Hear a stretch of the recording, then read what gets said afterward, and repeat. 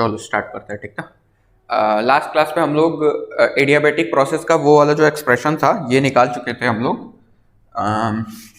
PV to the power gamma is equal to constant वाला याद है ये सभी को। इसका हमने प्रॉपर डेरिवेशन करा था। PV raise with the power of gamma is equal to constant आया था और मैंने बोला था कि बस यही नहीं होता है, दो फॉर्मूले और होते हैं। तो ये घर पे जाकर के देखे थे तुम लोग के, छोड़ दिए थे, बताना। आवाज आ रही है ना? हेलो,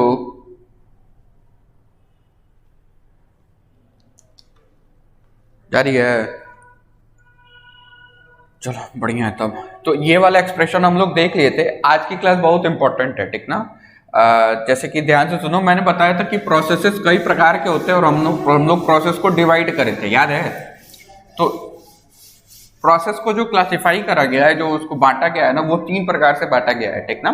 ध्यान से सुनना, प्रोसेस 3 टाइप से बांटा गया है। पहला जो है पाथ के बेसिस पे, दूसरा जो है वो ये वेरिएबल्स के बेसिस पे। वेरिएबल्स का मतलब समझ रहे हो ना, जो थर्मोडायनेमिक पैरामीटर्स है, जैसे कि पैरामीटर बोलो या फिर प्रॉपर्टीज के बेसिस पे बांटा गया है। जैसे प्रॉपर्टीज कौन कौन से? प्रेशर, वॉल्यूम, टेम्परेचर वगैरह, ठीक है।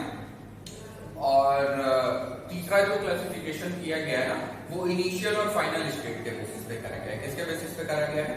इनिशियल और फाइनल स्टेट के बेसिस पे करा गया है, ठीक है। तो आज हम लोग इसमें से हम लोग on the basis of parameters या फिर on the basis of properties वाला डिस्कस कर चुके हैं, ठीक है। On the basis of properties पे कौन कौन से थे? जैसे कि देख, तुम इधर मैं बना ले रहा हूँ, तुम लोग भी बनाते चलना, ठीक ना।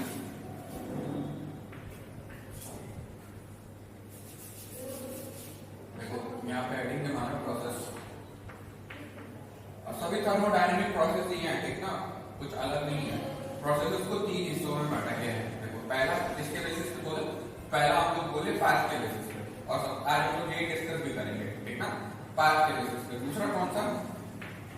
दूसरा on the basis of change, on the basis on the basis of change in variables, या फिर चेंज इन कुछ भी बोल सकता है, चेंज इन पैरामीटर्स, या फिर चेंज इन थर्मोडायनेमिक कोऑर्डिनेट्स, या फिर थर्मोडायनेमिक प्रॉपर्टीज के बेसिस पे। Change in thermodynamic properties, change in thermodynamic properties के बेसिस पे, ठीक ना। और तीसरा और अंतिम वो कौन सा है?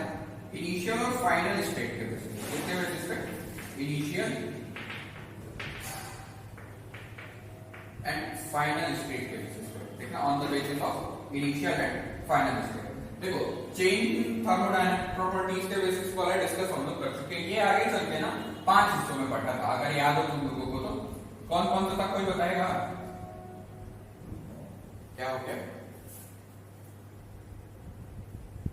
चलो देखो, on the basis of properties के बेसिस पे हम लोग 5 तरीके से डिस्कशन करते हैं। 5 अलग अलग प्रॉपर्टीज हमने देखी थी, प्रोसेसेस देखे थे, प्रॉपर्टीज देखी थी, सॉरी। कौन कौन सा था? सबसे पहला हमने कौन सा डिस्कस करा था? आइसोकोरिक। दूसरा कौन सा डिस्कस करा था? आइसोबारिक। तीसरा कौन सा डिस्कस करा था? आइसोथर्मल। चौथा कौन सा डिस्कस करा था? एडियाबेटिक। और एडियाबेटिक और आइसोथर्मल के बेसिस में एक लाइन करा था जिसको हमने क्या नाम दिया था? पॉलीट्रॉपिक। क्या नाम दिया था? पॉलीट्रॉपिक। तो ये तो हम लोग कितना डिस्कस कर चुके हैं, यानी कि प्रोसेसेस का जो बंटवारा हुआ है वो on the basis of change in variables, या फिर चेंज इन थर्मोडायनेमिक वेरिएबल्स, या फिर चेंज इन थर्मोडायनेमिक प्रॉपर्टीज के बेसिस पर डिस्कशन हो चुका है, ठीक है। इनिशियल और फाइनल स्टेट के बेसिस पे ना, इनिशियल और फाइनल स्टेट के बेसिस पे भी 2 प्रकार का क्लासिफिकेशन है, जो कि बहुत ज्यादा हम लोग नहीं डिस्कस करते, मतलब हमारे यहाँ नहीं है इसके बारे में बहुत ज्यादा, ठीक है।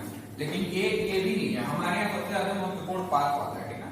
तो यहाँ पे जो 2 बटे हुए हैं वो है साइक्लिक और दूसरा कौन सा है? A cyclic. कौन कौन से? साइक्लिक और ए साइक्लिक प्रोसेस। अच्छा, ये तो सभी को पता होंगे, ये तो पूरा अच्छे से मैंने पढ़ा रखा है। साइक्लिक और ए साइक्लिक में क्या था? साइक्लिक में मतलब कोई एक ऐसा थर्मोडायनेमिक प्रोसेस है जिसमें इनिशियल स्टेट और फाइनल स्टेट दोनों की दोनों क्या हो? सेम, ठीक ना। जैसे कि मतलब उनके बीच कोई क्लासिफिकेशन ना हो, जैसे कि अगर T1 V1 T1 से चले हो और फाइनली जब तुम जो एंड हो रहा है जब तुम्हारा प्रोसेस, ठीक ना, या फिर जब तुम ये बोल रहे हो कि हमने स्टेट चेंज करा है, तो जो तुम्हारा फाइनल स्टेट भी कहाँ पे लाई करेगा, P1 V1 T1 पे लाई करेगा, तो उसको साइक्लिक बोलते हैं, ठीक है। साइक्लिक आगे आएगा और अच्छे से डिस्कस करेंगे। और ए साइक्लिक कौन सा, जो साइक्लिक नहीं है वो ए साइक्लिक का मतलब अगर P1 V1 T1 से शुरू करे हो इनिशियल और फाइनल पोजीशन भी अगर तुम्हारा P1 V1 T1 नहीं है तो उसको हम लोग साइक्लिक नहीं बोलेंगे, ठीक है। उसको हम लोग अगर मान लो जो तुम्हारा फाइनल पोजीशन अगर P2 V2 T2 आ गया है, क्या आ गया है, P2 V2 T2 आ गया है, P1 V1 T1 से चले गए और P2 V2 T2 पे चले गए, ठीक है। तो वो ए साइक्लिक है। वो कौन सा है, ए साइक्लिक, मतलब इनिशियल स्टेट और फाइनल स्टेट के बेसिस पे साइक्लिक और ए साइक्लिक को बांटा गया है। अब उसके बाद पाथ के बेसिस पे ध्यान से सुनना, पाथ के बेसिस पे दो बहुत इंपॉर्टेंट प्रोसेसेस हैं, ठीक ना। पाथ के बेसिस पे दो बहुत इंपॉर्टेंट प्रोसेसेस हैं और वो कौन कौन से हैं, रिवर्सिबल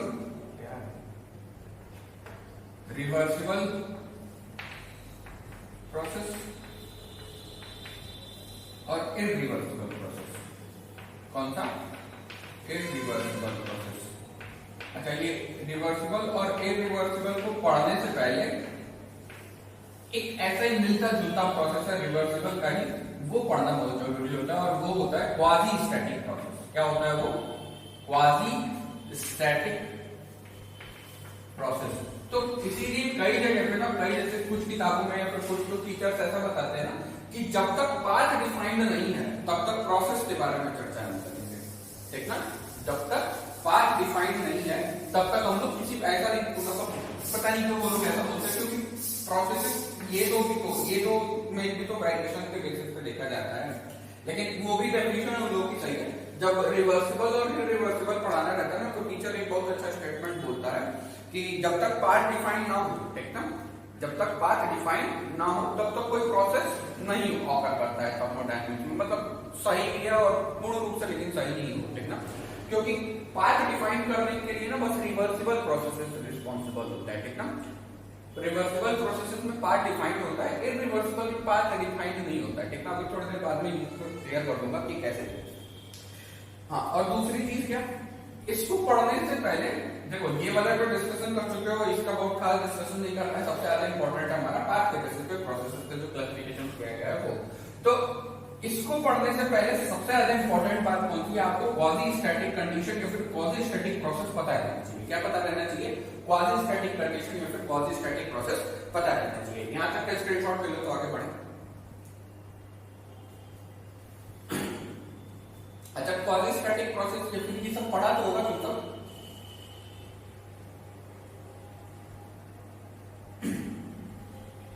बहुत बढ़िया।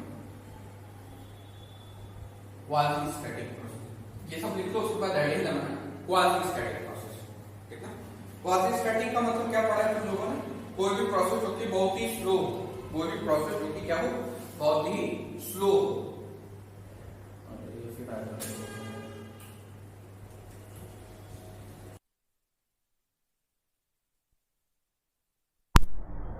हेलो हेलो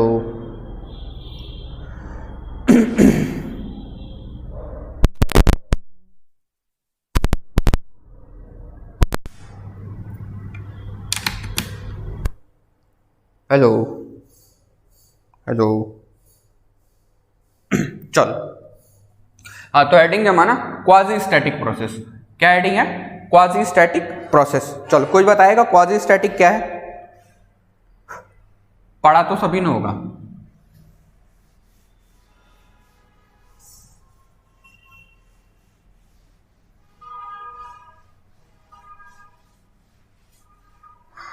टाइम नहीं भाई, गड़बड़ है टाइम वाला, ऑलमोस्ट ठीक ना, ऑलमोस्ट। अच्छा, आप देखो हेडिंग जमा तब सभी यानी क्वाजी स्टैटिक प्रोसेस। चलो, क्वाजी का मतलब जानते हो क्या होता है, ऑलमोस्ट, लगभग। क्वाजी का मतलब क्या होता है, लगभग। हेडिंग जमा लेना क्वाजी स्टैटिक। क्वाजी स्टैटिक में जो क्वाजी वर्ड है ना, इसका क्या मतलब होता है, ऑलमोस्ट। अच्छा, ऑलमोस्ट का मतलब लगभग, ये बात याद रखिएगा, ठीक ना। ये जो लगभग बोल रहा हूं ना, ये इंपॉर्टेंट है। अच्छा, और स्टैटिक का मतलब क्या होता है, स्टैटिक का मतलब यहाँ पे स्टेट ऑफ रेस्ट में है, और इन जनरल हम लोग स्टेट ऑफ रेस्ट के टर्म्स में चर्चा करते हैं, मतलब किसी चीज में चेंजेस ना ऑकर कर रहा हो, क्या हो रहा हो, सभी चीजें स्थिर हो, ठीक ना। और ऐसा कब होता है, जब कोई चीज इक्विलिब्रियम में हो। अरे बोलो, किसी भी प्रकार का कोई वेरिएशन ना ऑकर करे तो तुम क्या बोलोगे, वो चीज किस में है, इक्विलिब्रियम में है, ठीक ना। मतलब सभी चीजें बैलेंस है, फोर्स बैलेंस है, प्रेशर की कहानी बहुत, मतलब प्रेशर में किसी प्रकार का वेरिएशन नहीं है, वॉल्यूम में किसी प्रकार का वेरिएशन नहीं है, टेम्परेचर में किसी प्रकार का वेरिएशन नहीं है, तो उसको हम लोग क्या बोलते हैं कि अब यह स्टैटिक्स है। और स्टैटिक का मतलब यहाँ पे थर्मोडायनेमिक्स में हम लोग उसको क्या बोलेंगे कि इक्विलिब्रियम में, मतलब कोई ऐसा प्रोसेस होगा जो कि किस में होगा, लगभग इक्विलिब्रियम में होगा। मतलब थ्रू आउट द प्रोसेस जो पी वी टी है वो क्या होंगे, इक्विलिब्रियम में होंगे हर स्टेट में। देखो स्टेट तो बदलेगा, ठीक ना, लेकिन हर स्टेट में क्या होगा, वो इक्विलिब्रियम में दिखाई पड़ेंगे, ठीक ना। अच्छा ऐसा क्यों होता है, ऐसा क्या हो जाता है भैया कि बोल रहे हैं, इसका जब तुम लोग ग्राफ भी देखोगे ना तो ग्राफ कुछ ऐसा सा दिखाई पड़ेगा तुम लोगों को, और ये भी दिखाई देता है कि स्टेट 1 से स्टेट 2 पे चले आए, और स्टेट 1 से स्टेट 2 पे चले गए यार, वेरिएशन भी दिखाई पड़ रहा है। ध्यान से देखो, यहाँ पे P1 B1 T1 कुछ और रहा होगा, यहाँ पे P2 V2 T2 कुछ और रहा होगा, और यहाँ पे P3 V3 T3 कुछ और रहा होगा। अरे बोलो, वेरिएशन तो ऑकर कर रहे हैं ना यार, तो स्टैटिक कैसे रह गया ये, इसका ग्राफ तो ऐसे ही बनता है ना। इसका ग्राफ देखोगे तो ऐसा ही नहीं रहता है, इसमें कुछ और भी ऐसे ऐसे चीजें बनी रहती हैं, कभी नोटिस करा है? बताना। अरे आवाज जा रही है ना, अरे बोला करो भाई। चलो अब इधर देखो, तो ऐसा क्या यहाँ पे देखो वेरिएशंस तो हो रहे हैं, ठीक ना। तो कैसे बोलते भैया कि क्वाजी स्टैटिक का मतलब लगभग इक्विलिब्रियम, यानी ऑलमोस्ट इक्विलिब्रियम की कंडीशन को होल्ड करता है। चाहिए ऑलमोस्ट इक्विलिब्रियम कंडीशन को कैसे एक्सप्लेन किया गया, तो ध्यान से सुनना, किया गया इसको समझने के लिए हर किताब का बड़ा अच्छा सा एग्जाम्पल है। क्या करो तुम लोग, तुम दो ठे पिस्टन सिलेंडर अरेंजमेंट लिए, क्या किया रहा तुमने, पिस्टन सिलेंडर अरेंजमेंट लिया, और उस पिस्टन सिलेंडर अरेंजमेंट में तुमने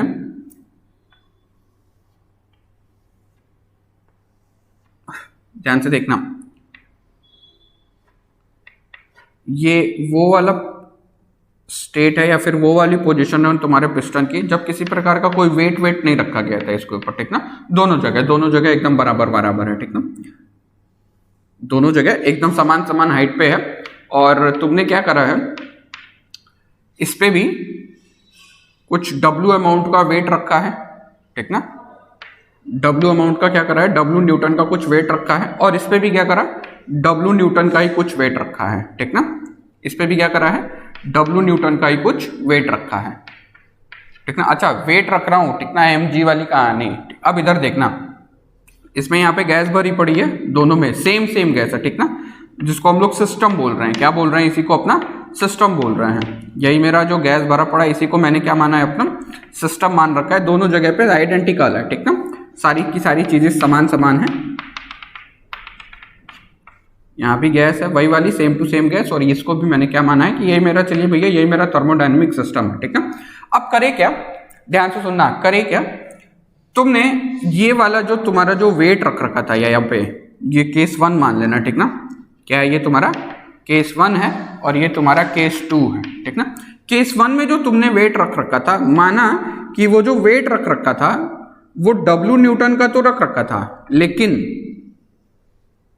इसको तुमने क्या करा है, इनफाइनाइट अमाउंट्स में तोड़ दिया है। क्या करा है, इसको इनफाइनाइट अमाउंट्स में तोड़ दिया है। अच्छा इनफाइनाइट अमाउंट में तोड़ दिए तो क्या हो जाएगा, बताना जरा। इनफाइनाइट अमाउंट में तोड़ दिए तो क्या हो जाएगा, क्या बहुत छोटे टुकड़े मिलेंगे तुमको अपने वेट के, देखो एकदम छोटा वेट मिलेगा। अब तुम कर क्या रहे हो, ध्यान से देखना, तुमने वेट रखा होगा तो ये कुछ यहां पे चला आएगा, ठीक। अगर वेट रखे तो फाइनली कुछ कंप्रेस करा होगा तुम्हारे गैस को, यहाँ पे चलाया, और यहाँ पे भी वेट रखे होगे तो यहाँ पे भी, दोनों जगह चूंकि समान वेट रख रखा है तो यहाँ पे भी यहाँ पर आ रखा है, ठीक ना। इसको थोड़ा और ऊपर बना लेना, इस पिस्टन सिलेंडर अरेंजमेंट को। ये है तुम्हारी पिस्टन, ठीक ना, ये है तुम्हारा पिस्टन, इसको थोड़ा सा और ऊपर बना लेना, ठीक ना। और यहाँ पे स्टॉपर्स लगा दीजिएगा, यहाँ पे, ठीक ना, यहाँ पे स्टॉपर्स लगा दीजिएगा। नाम दे लेना इन लोगों का कि ये दोनों क्या है, स्टॉपर्स है। क्या है ये, स्टॉपर्स है। अब यहां पे तुमने भी, यहां पे भी अभी भी वेट W न्यूटन का है, यहां पे भी वेट W न्यूटन का है, लेकिन यहां पे जो वेट है वो 1000 नहीं, इनफाइनाइट अमाउंट में तोड़ रखा है। तुमने क्या कर रखा है, इनफाइनाइट अमाउंट में तोड़ रखा है, ठीक ना। तो अब तुम कर क्या रहे हो, यहाँ पे एक एक करके वेट हटाना शुरू करें। मतलब एट अ टाइम एक ही वेट, एक जो चंक है इसका, जो तुम्हारे वेट का जो एक छोटा सा टुकड़ा है, एट अ टाइम एक एक हटाते जाओगे। देखो W न्यूटन का था, इनफाइनाइट अमाउंट में इसको तोड़ दिया तुमने, ठीक ना। और अब क्या कर रहे हो, एक एक करके बारी बारी से एक एक चंक क्या कर रहे हो, 1 चंक एट अ टाइम, ठीक ना, रिमूव करते जा रहे हो। अब इमेजिन करो यहां पे जब तुम एक एक चंक उठाते जाओगे, एक एक टुकड़ा उसका उठाते जाओगे, तो क्या यहाँ पे चेंजेस आएंगे, बताना। ये धीरे धीरे धीरे धीरे धीरे धीरे धीरे धीरे ऊपर जाएगा। बताओ ऊपर जाएगा कि नहीं जाएगा, अरे बोलो, ऊपर जाएगा ना। अच्छा, क्या इनफाइनाइट अमाउंट ऑफ पार्टिकल्स में तोड़ रखा है इसको, तो समय कितना लगेगा, एक टाइम पे एक ही उठा रहे हो, ठीक ना। और हर समय जब तुम एक छोटा सा चंक उठा रहे हो, मतलब एक छोटा सा जो तुमने इनफाइनाइट टुकड़ों में से जब एक एक टुकड़ा उठाते जा रहे हो, क्या हर एक टुकड़ा जब उठाओगे तो थोड़ा सा वेट कम होगा, तो क्या ये बहुत एकदम थोड़ा सा ऊपर की तरफ डिस्प्लेस करेगा, बताना, थोड़ा सा ऊपर जाएगा। लेकिन तुमको ऐसे देखने में लगेगा क्या कि वो इनफाइनाइट अमाउंट टुकड़े में से एक टुकड़ा उठा लिया है, ये थोड़ा सा ऊपर तो गया होगा, क्योंकि थोड़ा सा ऊपर उसके ऊपर लगने वाला वेट कम हुआ होगा, लेकिन क्या तुमको पता चला रहेगा, बताओ, तुमको पता चल पाएगा क्या, नहीं पता चलेगा। चल अच्छा, अब एक बात बताओ, इनफाइनाइट अमाउंट पार्टिकल्स में तोड़ रखा है तो समय कितना लगेगा, टाइम कितना लगेगा, क्या टाइम भी इनफाइनाइट लगेगा, क्योंकि एक समय पे एक ही हटा रहे हो। अरे बोलो, एक समय पे अगर एक ही हटा रहे हो तो क्या इनफाइनाइट अमाउंट ऑफ टाइम भी लगेगा तुमको इसको हटाने में।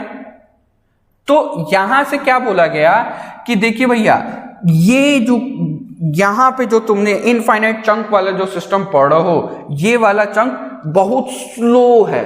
अच्छा, स्लो भी कितना, इन्फिनिटेसिमली स्लो है, ठीक ना।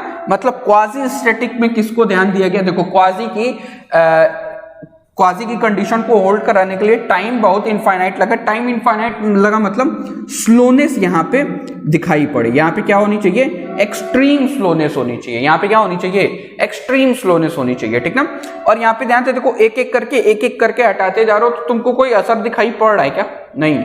ये चेंजेस ऑकर करेंगे but appreciable amount of change नहीं रहेगा, जो देख करके तुरंत बता दो हाँ भैया एक चंक हटाया तो इतना ऊपर चला गया है, वो कंडीशन यहाँ पे ऑकर नहीं करेगी। लेकिन यहाँ पे इस वाले केस में देखो जरा, इस वाले केस में तुमने क्या करा है, एक ही बार में सारा का सारा वेट हटा दिया है। क्या करा है, एक ही बार में सारा का सारा वेट हटा दिया है। अच्छा देखो, यहाँ पे वेट हटा रहे थे एक एक चंक के हिस्से में, किसी प्रकार का चेंज ऑकर कर रहा था बट वो हम लोग को दिखाई नहीं पड़ रहा था, ठीक ना। हमको पता है कि हाँ भैया एक छोटा सा टुकड़ा हटा दिए तो हमको चेंजेस दिखाई पड़ने चाहिए, लेकिन दिखाई नहीं पड़ रहा है, पता है लेकिन। अच्छा, यहाँ पे एट ही टाइम पे तुमने क्या करा है, पूरा का पूरा वेट हटा दिया है, रिमूव्ड एट वंस, ठीक ना। रिमूव्ड लिख लेना, वेट रिमूव्ड एट वंस। इसमें क्या होगा, ध्यान से देखो, माना कि जब तुमने वेट रखा था, जब वेट किसी प्रकार का वेट नहीं था, ठीक ना, तो ये किस पे था, P1 V1 T1 पे था। और जब वेट रख दिया गया था तो ये किसी स्टेट T2 पे आ गया था, S2 पे आ गया था, जिसका जो प्रेशर वॉल्यूम टेम्परेचर था वो कितना था, P2 V2 T2 पे आ गया था। अच्छा एक बार बताओ, यहाँ पे एक एक चंक हटाते जाओगे, इनफाइनाइट टाइम्स में क्या आराम से यहाँ पे पहुंच जाओगे, इसके ऊपर नहीं जा पाओगे तुम, ठीक ना। एक एक चंक हटाते जाओगे तो धीरे धीरे धीरे धीरे धीरे धीरे धीरे धीरे इनफाइनाइट अमाउंट ऑफ टाइम लेगा और धीरे धीरे धीरे धीरे ये अपने इस पोजीशन पे आ जाएगा। इस वाली कंडीशन में तुम क्या कर रहे हो, इस पूरे वेट को एट अ टाइम एक ही बार हटा दे रहे हो। क्या कर रहे हो तुमने, एक ही बार पकड़े, सभी के सभी को हटा दिया। तो जब सभी के सभी को हटाओगे तो देखो, P1 V1 T1 पे था जब किसी प्रकार का कोई वेट नहीं रखा था, P2 V2 T2 पे था जब किसी प्रकार का कोई वेट रख दिया तुमने। अब जैसे ही तुम यहाँ पे तुम P2 V2 T2 को हटाओगे ना, तो ये निश्चित है कि ये P1 V1 T1 पे नहीं जाएगा। जैसे ही तुम लोग वेट हटाओगे ये इतनी तेजी से ऊपर जाएगा ना कि हो सकता है कि ये जो स्टॉपर्स लगे हुए ना इनको भी तोड़ दे। इसलिए मैंने स्टॉपर्स लगवाया, ठीक ना, ताकि वो कहानी समझ सको तुम लोग कि जैसे एट अ टाइम तुम इसको हटाओगे ठीक ना। एक झटके में जैसे ही तुमने यहाँ पे वेट हटाया, यहाँ पे क्या हो जाएगा, ये पिस्टन जो है ये बहुत तेजी से ऊपर जाएगा। तो अब यहाँ पे दूसरा चीज शुरू होता है, ध्यान से सुनिएगा। दूसरी चीज, यहाँ पे पिस्टन का जो मोशन है, झटके से रखा था, झटके से नीचे आया, झटके से हटाया तो ऊपर जल्दी से ऊपर भागा। मतलब यहाँ पे पिस्टन, इस वाले केस में पिस्टन जो है वो वेरिएबल वेलोसिटी के साथ मोशन कर रहा है। मतलब यहाँ पे पिस्टन के पास क्या है, एक्सेलरेटेड मोशन है।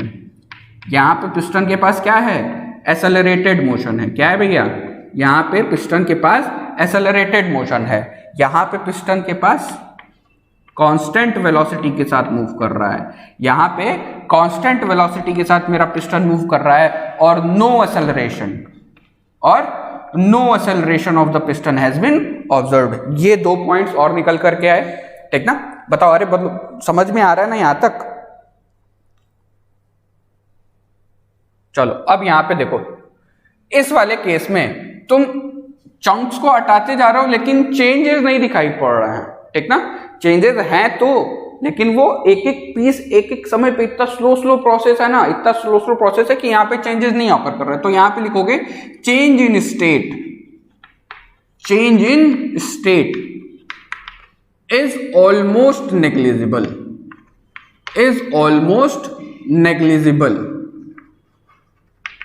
Change in state is almost negligible. यहाँ पे तो स्टेट में चेंज साफ साफ दिखाई पड़ रहा है भैया। जैसे ही वेट रखे तो P1 V1 T1 से तुरंत P2 V2 T2 पे आया, और जैसे ही वेट हटाया तो P1 V1 T1 पे नहीं गया, कहीं ऊपर की तरफ भाग गया, ठीक ना। तो यहाँ पे चेंज इन स्टेट दिखाई पड़ेगा, ठीक ना। अच्छा, इसीलिए यहाँ पे चूंकि फास्ट ये बहुत ज्यादा प्रोसेस हो, तो इसीलिए यहाँ पे हम लोग पाथ को नहीं डिफाइन कर पाएंगे। यहाँ पे हम लोग इसके पाथ को नहीं डिफाइन कर पाएंगे, लेकिन इस वाले केस में हम लोग को पाथ पता रहेगा, ठीक ना। इस वाले केसेस में क्या रहेगा, हमको पाथ पता रहता है, ठीक ना।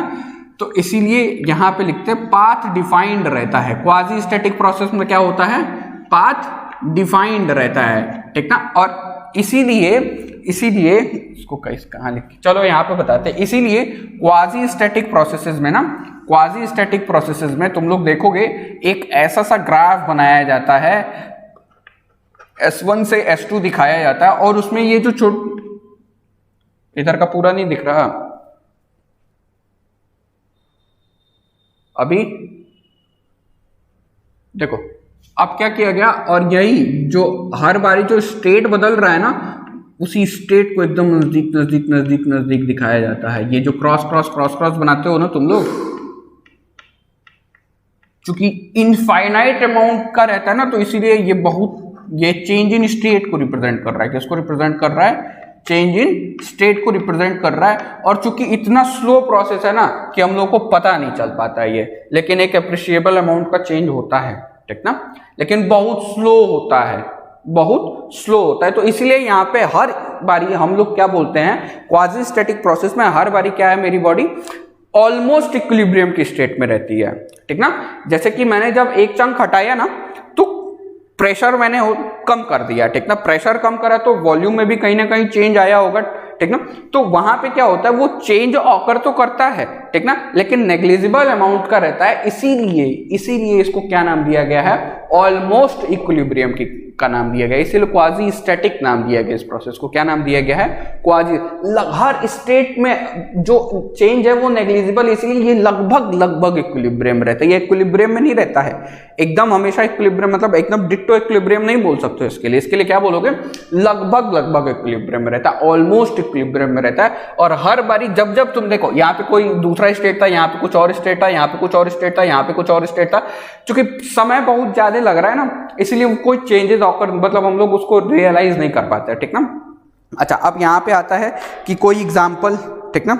एग्जाम्पल क्या हो जाएगा, तो इसके लिए एग्जाम्पल, कॉमन सा एग्जाम्पल तुम लोग देखोगे, जैसे कि ये रस्टिंग ऑफ आयरन, ठीक ना। रस्टिंग ऑफ आयरन, वो किसी एक रूम में ले जाकर के एक वो रख दो, लोहा ले जाकर के रख दो, जो पेंट वेंट ना हुआ हो, तो बहुत समय के बाद आकर के उसको देखोगे तो उस पर रस्टिंग हो जाएगी। रोज आकर के देखोगे तो तुमको उस पर रस्टिंग होते हुए नहीं दिखाई पड़ेगी, ठीक ना। या फिर और कैसे इसको समझ सकते हो, एक और एग्जांपल है, ये जो नाखून बढ़ता है और जो हेयर में जो ग्रोथ है तुम्हारा, ये सब क्या है, ये सब क्वाजी स्टैटिक प्रोसेसेस है, ठीक ना। एक मतलब थर्मोडायनेमिकल एग्जांपल्स नहीं है ये, बट समझ सकते हो, ठीक ना। क्वाजी स्टैटिक बहुत स्लो स्लो बढ़ रहा है, ठीक ना। रोज रोज देखो तो तुमको नहीं लगेगा कि तुम्हारा नाखून बढ़ रहा है, ठीक ना, लेकिन बहुत दिन बाद देखो तो तुमको दिखाई पड़ेगा कहाँ भाई यार नाखून तो ज्यादा बढ़ गया है। तो वो क्वाजी स्टैटिक प्रोसेस था, ठीक ना। सीधे तुम एक स्टेट में देखे तो और बहुत समय बाद सीधे आकर के देखो तब पता चल पाएगा, लेकिन हर समय ऑब्जर्वेशन में रखो तो तुम नहीं बता सकते हो कि तुम्हारा नाखून बढ़ रहा है कि नहीं बढ़ रहा है, ठीक ना। और कोई एग्जाम्पल की अगर बात करो तो एक बहुत अच्छा सा एग्जाम्पल है, जैसे मान लो चलो वो रिवर्सिबल में और अच्छे तरीके से क्लियर हो जाएगा, अभी बता देता हूँ, ठीक ना। जैसे कि बचपन में जब वो कुछ खाने का मन करता था तो बार बार मम्मी या पापा से रुपया मांगते थे ना, एक एक रुपया लेते थे, 1 रुपया लिए जाकर के टॉफी कर दे, फिर अगले दिन का 1 रुपया लिए जाकर के टॉफी कर दे। तो धीरे धीरे अगर उस टाइम से और आज के टाइम तक तुमने जितना रुपया मांगा है अगर वो देखो तो तुमने एक बहुत अच्छी खासा अमाउंट कलेक्ट कर लिया, अपने माता पिता से बहुत अच्छा खासा अमाउंट मांग लियो तुम, ठीक ना। लेकिन बहुत स्लो प्रोसेस था, ठीक ना। और जो चेंजेस थे, जैसे कि तुम्हारे पापा के अकाउंट, जैसे मान लो तुम्हारे पापा इतना कमाते तो उसमें से 1 रुपया उनके लिए कोई महत्व नहीं रखता था, ठीक ना। तो वो जो चेंजेस ऑकर कर रहे थे ना वहां पे, एक एक रुपए जो निकल रहे थे ना, उनका कोई इफेक्ट नहीं पड़ा, ठीक ना। वो जो चेंजेस थे वो नेग्लिजिबल थे, वो जो चेंजेस थे वो क्या थे, नेग्लिजिबल थे। अब 10,000 रुपया में से 1 रुपया निकल जाए तो कोई बहुत कष्ट की बात नहीं है। तो रोज अगर तुम 1 रुपया मांगते थे तो इसीलिए मिल जाता था, ठीक ना। तो इसको और ये जानते हो, ये सबसे बेहतर एग्जांपल रहेगा ना जब वो पढ़ोगे, जब रिवर्सिबल प्रोसेस पढ़ोगे ना वहां पे समझ में आएगा। अच्छा, क्वाजी स्टैटिक इसलिए पहले पढ़ाए हैं क्योंकि क्वाजी स्टैटिक और रिवर्सिबल में आदमी बहुत कंफ्यूज रहता है। क्वाजी स्टैटिक और रिवर्सिबल में बहुत कंफ्यूजन में रहता है आदमी, तो याद रखना, ठीक ना। तो कुछ एग्जांपल जैसे कि ये कौन सा एग्जांपल हो गया, रस्टिंग ऑफ आयरन, दूसरा कौन सा एग्जांपल हो गया, हेयर का ग्रोथ या फिर नेल्स का ग्रोथ, और तीसरा कौन सा एग्जांपल, ये मम्मी से जो रुपया लेते हो ना वो क्वाजी स्टैटिक प्रोसेस था। बचपन से जो रुपया लेते आ रहे हो ना, 1 रुपया, एक ही रुपये की चर्चा क्यों कर रहा हूं, क्योंकि वहां पे जो चेंज था ना, रुपए में जो चेंज था वो नेग्लिजिबल था। रुपए में जो चेंज था वो क्या था, नेग्लिजिबल था, बट चेंज तो अकर कर रहा था ना। और अगर पहले बार जब 1 रुपया लिए थे और आज अगर 1 रुपया मांगते हो, और अगर बीच के पीरियड में अगर रुपया मांग रहे थे, तो वो जब पूरा रुपया देखोगे ना तो तुमको दिखाई पड़ेगा कि एक बहुत ज्यादा अमाउंट तुमने मांग रखा है, ठीक ना। बताना यहां तक सभी को समझ में आया है, बताना।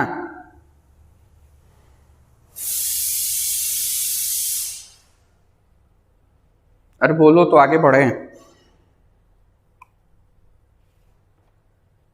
चलो बहुत बढ़िया, तो इसको नोट कर लो कहीं पे, इसको नोट कर लो तो आगे बढ़ा जाए।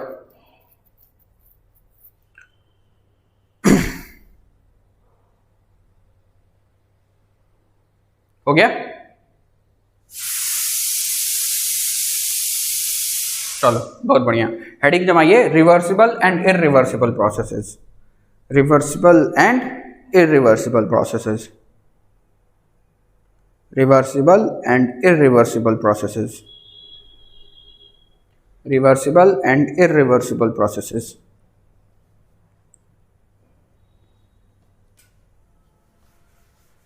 reversible and irreversible processes। चलो ये भी बहुत ध्यान से सुनना, ठीक ना। और क्वाजी इसलिए पहले पढ़ाया हूं ताकि क्वाजी अगर समझ गए तो रिवर्सिबल अपने आप समझ में आ जाएगी। कुछ किताबों में तुम लोग रिवर्सिबल देखे होगा, लिखा रहता है reversible processes are the quasi static processes, कहीं पढ़ा है क्या? Reversible processes are quasi static processes, मतलब अधूरी सी डेफिनेशन है। कई मतलब अगर चार पार्ट्स में अगर डिफाइन करना चाह रहे हो रिवर्सिबल प्रोसेसेस को, तो उसमें एक ये पॉइंट है, ठीक ना। 4 पॉइंट्स में अगर डिफाइन करना चाह रहे हो तो एक पॉइंट ये है कि reversible processes are quasi static processes, मतलब बहुत स्लो होगा। रिवर्सिबल प्रोसेस जो होगा वो बहुत ही स्लो प्रोसेस होगा, ठीक ना। अच्छा, और क्या बस स्लोनेस ही है क्या? तो देखो इसके बारे में बहुत अच्छे से जानते हो कब पढ़ोगे रिवर्सिबल और रिवर्सिबल के बारे में, जब रिवर्सिबिलिटी पढ़ोगे ना।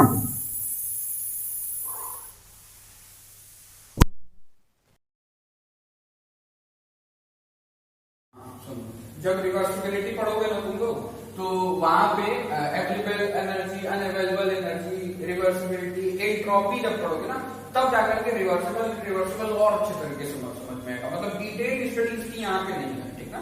रिवर्सिबल हमारे यहाँ दे दिया गया है, ठीक ना। यहीं पे पढ़ना है। इसकी अच्छी तरह स्टडी तो हमारे यहाँ की मतलब पढ़नी ही नहीं हो, लेकिन इसकी सबसे प्रॉपर अच्छे से स्टडी कहाँ पे करोगे, जब एंट्रोपी पढ़ोगे ना वहां पे, और जब ये अब अवेलेबल एनर्जी अनअवेलेबल एनर्जी पढ़ोगे। हमारे यहाँ ना एक क्वेश्चन बस पूछा जाता है अनअवेलेबल एनर्जी का, ठीक है, 2 नंबर का होगी, ठीक ना। तो अनअवेलेबल एनर्जी हमारे यहाँ बार बार पूछी जाती है यहाँ JDU में। तो वहां पे जाओगे ना, तो वहां पे डिटेल स्टडी है, ये रिवर्सल को बहुत अच्छे तरीके से वहीं पे समझता होगा, ठीक ना। अच्छा, तो यहाँ पे कैसे समझे, तो पहली बार जो एग्जांपल वहां पे लिया था ना तुमने, क्या करा था, जो एग्जांपल तुमने यहाँ पे लिया था रिवर्सल, पहले बता रहा हूँ, ठीक ना, या फिर इसको किसी पार्ट में बात को समझ में आएगा, ठीक ना। इधर हम लोग रिवर्सिबल से चर्चा करते हैं और उधर हम लोग फिर रिवर्सिबल की चर्चा करते हैं। अगर रिवर्सिबल समझ लिए ना तो इरिवर्सिबल अच्छे से समझ में आ जाएगा, और रिवर्सिबल का कॉन्सेप्ट क्लियर हो जाएगा अगर तुमको क्वासी स्टैटिक समझ में आ गया, ठीक है। क्वासी स्टैटिक को समझाने के लिए मैंने क्या कराया था तुमको अभी थोड़ी देर पहले, अब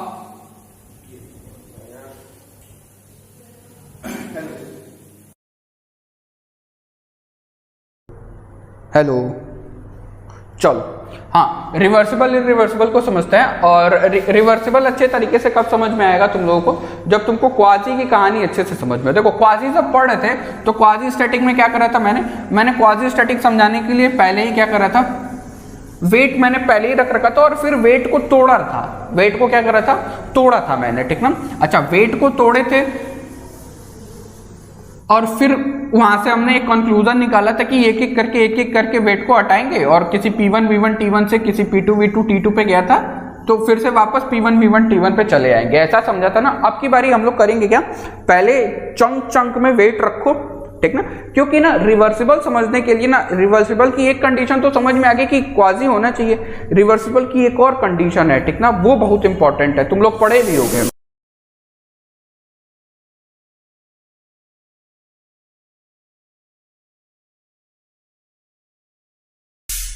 तुम लोग पढ़े भी होंगे उसको, कौन सा, कि रिवर्सिबल प्रोसेसेस वो प्रोसेसेस होते हैं जिनको जब हम लोग रिवर्स करेंगे, ठीक ना, जब उसको हम लोग रिट्रेस करें तो वो सेम उसी पाथ को फॉलो करते हुए अपने इनिशियल स्टेट पे पहुंच जाए। जैसे कि मान लो कोई एक प्रोसेस था तुम्हारा जिसमें S1 से S2 पे गए थे, ठीक ना। अभी इसको मैं अच्छे तरीके से और समझाता हूँ। S1 से S2 पे गए थे, तो इस प्रोसेस को रिवर्सिबल तब बोलेंगे जब ये वापस जब S1 पे जाए, वापस जब क्या जाए, S1 पे जाए, तो सेम टू सेम पाथ से जाए, ठीक ना। और ये इस प्रोसेस में ना सिस्टम और सराउंडिंग पे किसी प्रकार को कोई फर्क ना पड़े, ठीक ना। अच्छा, ये वाला तो डेफिनेशन सुना होगा तुम सब, बताना। तो उसी को समझाने के लिए यहाँ पे हम लोग पहले पीस में इसके ऊपर वेट रखते जाओ, ठीक ना। पीस में क्या करो, वेट रखते जाओ इसके ऊपर। तो जैसे जैसे तुम लोग इसके ऊपर वेट रखोगे ना, हर बारी थोड़ा,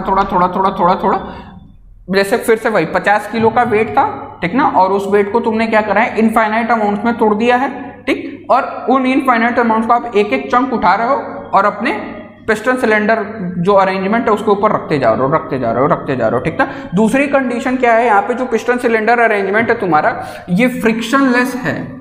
ये बहुत इंपॉर्टेंट बात है। ये कैसा है, फ्रिक्शनलेस है। कैसा है, फ्रिक्शनलेस है, ठीक ना। तो अब तुम जैसे जैसे धीरे वेट रखते जा रहे हो, तो P1 V1 T1 से किस पे चला जाएगा, P2 V2 T2 पे चला जाएगा। अच्छा, वहां पे मैंने क्या बोला था कि ऑलमोस्ट इक्विलिब्रियम में है, और ऑलमोस्ट इक्विलिब्रियम को अगर तुम लोग फिजिक्स में कोई पूछे कि इक्विलिब्रियम है तो बताइए कैसे है, तो एक जनरल सा तुम लोग क्या बोलते हो कि यहाँ पे मान लो गैसेस भरी पड़ी थी, ठीक ना, गैसेस भरी पड़ी थी, ये भी बना लेना।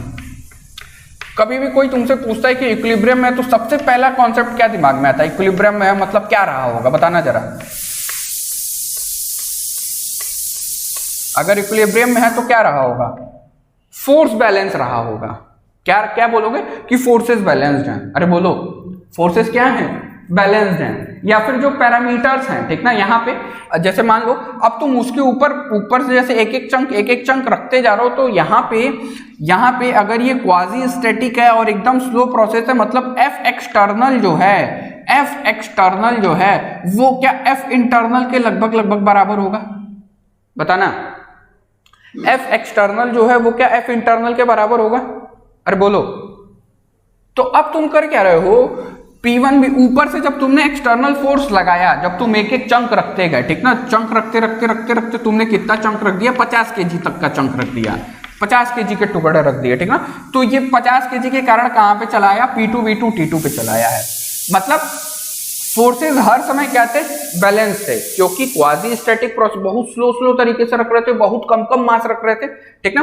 अब क्या कर रहे हो तुम लोग इसको, अब क्या कर रहे हो, अब वापस एक एक जो चंक रख रखा था, ठीक ना। पहले ध्यान से देखो, इस पिस्टन को मूव कराने के लिए ये क्या F एक्सटर्नल, ये क्या ड्राइविंग फोर्स माना जाएगा, बताना, क्या ये ड्राइविंग फोर्स की दिशा इधर की तरफ है, F एक्सटर्नल क्या ड्राइविंग फोर्स है, और वो किसके कारण है, तुम्हारे चंक रखने के कारण है। अरे बोलो, क्या वो तुम्हारे चंक रखने के कारण है ड्राइविंग फोर्स, और क्या वो ऊपर से नीचे की तरफ रख रहा है, जिसको हम लोग F एक्सटर्नल बोल रहे हैं।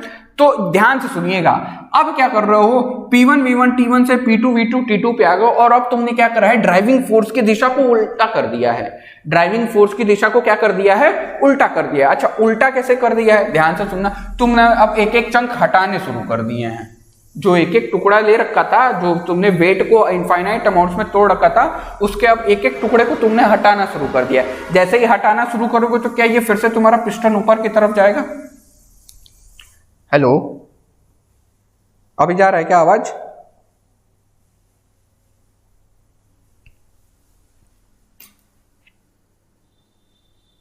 अभी आवाज आ रही है क्या, चलो अब एक बात बताना, मैं ये बता रहा था, ध्यान से सुनना इधर, कि हाँ, ड्राइविंग फोर्स तुम्हारी इधर की तरफ थी, जब तुमने चंक्स को रखा, जब तुमने अपने पिस्टन सिलेंडर अरेंजमेंट पे ये धीरे धीरे एक एक वेट रखते गए, ठीक ना, जिसको 50 kg का वेट था, जिसको इनफाइनाइट अमाउंट में तोड़ रखा था। अब तुमने क्या करा है, तुम ड्राइविंग फोर्स को उल्टा कर दो, ठीक ना, ड्राइविंग फोर्स को उल्टा कर दो। अच्छा, ड्राइविंग फोर्स को उल्टा कर देने का क्या मतलब, अब तुम एक एक चंक हटाने लगो, एक एक चंक हटाने लगो। तो अब एक बात बताओ, क्या ये आराम से फिर से इस दिशा में चला जाएगा, बताना, क्या पिस्टन जैसे जैसे एक एक चंक रिमूव करते जाओगे, क्या अब ये ड्राइविंग फोर्स ऊपर की तरफ हो जाएगा तुम्हारा, बोलना। तो अब यहां पे क्या हो रहा है, ध्यान से सुनिएगा, क्या बहुत आसानी से P1 V1 T1 से P2 V2 T2 पे गए थे, जब ड्राइविंग फोर्सेस इधर की तरफ थे, ठीक ना। और जैसे ही तुमने ड्राइविंग फोर्सेस बदला, और ड्राइविंग फोर्सेस भी उसी मैनर में बदला जिस मैनर में तुमने रखा था, यानी कि एकदम स्लो मैनर में, तो क्या P2 V2 T2 से क्या वापस P1 V1 T1 पे चले आए, बताना, क्या वापस P1 V1 T1 पे चले आए। तो ध्यान से सुनिएगा, तो रिवर्सिबल को यहां पे कुछ ऐसा सा डिफाइन करा गया है। पहली कंडीशन, ध्यान से सुनिएगा, पहली कंडीशन क्या बोलोगे, कि क्वाजी स्टैटिक प्रोसेस होना चाहिए। पहली कंडीशन क्या बोला तुमने, कि क्वाजी स्टैटिक प्रोसेस होना चाहिए। दूसरी कंडीशन क्या बोला, फ्रिक्शनलेस होना चाहिए। क्या होना चाहिए, फ्रिक्शनलेस प्रोसेस होना चाहिए। अच्छा, फ्रिक्शनलेस प्रोसेस का मतलब बहुत इंपॉर्टेंट बात है यहाँ पे ध्यान से देखो, तो फ्रिक्शनलेस प्रोसेस इसलिए रखा जा रहा है ताकि एनर्जी कंजर्व रहे। क्या रहे यहाँ पे, एनर्जी कंजर्व रहे। अब पॉइंट्स में लिखते जा रहा हूं, ठीक ना, याद रखिएगा। इसको रिवर्सिबल प्रोसेस को आइडियल प्रोसेस कहा जाता है, ठीक ना, ये एक आइडियल प्रोसेस है। दूसरा, यहाँ पे जीरो लॉसेस दिखाई पड़ते हैं। यहाँ पे क्या होता है, जीरो लॉसेस दिखाई पड़ता है। जीरो लॉसेस का मतलब यहाँ पे हर समय एनर्जी जो है वो क्या रहेगी, कंजर्व रहेगी। एनर्जी जो है वो क्या रहेगी, कंजर्व रहेगी। अच्छा, इसी को कुछ गड़बड़ लिखा है क्या मैंने, सही लिखा है, चलो। एनर्जी कंजर्व रहेगी, और इसी एनर्जी कंजर्व कंडीशन को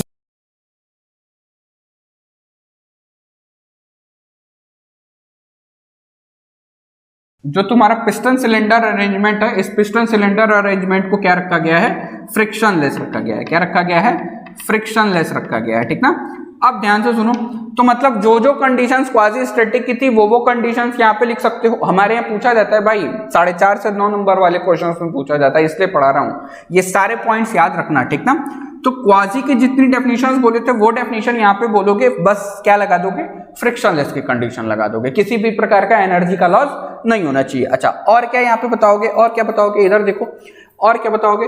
अब यहाँ पे एक चीज बताओगे तुम लोग, क्वाजी का बोल रहा हूँ, रिवर्सिबल का एक बहुत अच्छा सा डेफिनेशन क्या दोगे, कि ये क्वाजी स्टैटिक प्रोसेसेस होते हैं। यहाँ पे ये एक आइडियल प्रोसेस है, यहाँ पे जीरो लॉसेस होते हैं, मतलब एनर्जी कंजर्व रहती है, इसीलिए जो हम लोग फ्रिक्शनलेस इसको माना गया है, मतलब जो मैंने पिस्टन सिलेंडर अरेंजमेंट किया है इसको फ्रिक्शनलेस माना है। दूसरी चीज और उस डेफिनेशन में क्या बताओगे कि जब, ध्यान से सुनिएगा, जब ड्राइविंग फोर्सेस को हम लोग रिवर्स कर दें, जब हम लोग ड्राइविंग फोर्सेस को रिवर्स कर दें तो क्या होना चाहिए कि जिस पाथ से मेरा सिस्टम एक पोजीशन से, एक स्टेट से दूसरे स्टेट पे गया था, अगर मैं ड्राइविंग फोर्सेस ऑपोजिट कर दूं, देखो इस वाले ड्राइविंग फोर्स के कारण P1 V1 T1 से P2 V2 T2 पे आया था, अब मैं ड्राइविंग फोर्स उल्टा कर दे रहा हूं, तो सेम उसी पाथ से P2 V2 T2 से P1 V1 T1 पे जाना चाहिए। और एक इसमें और एक इंपॉर्टेंट बात क्या बताओगे,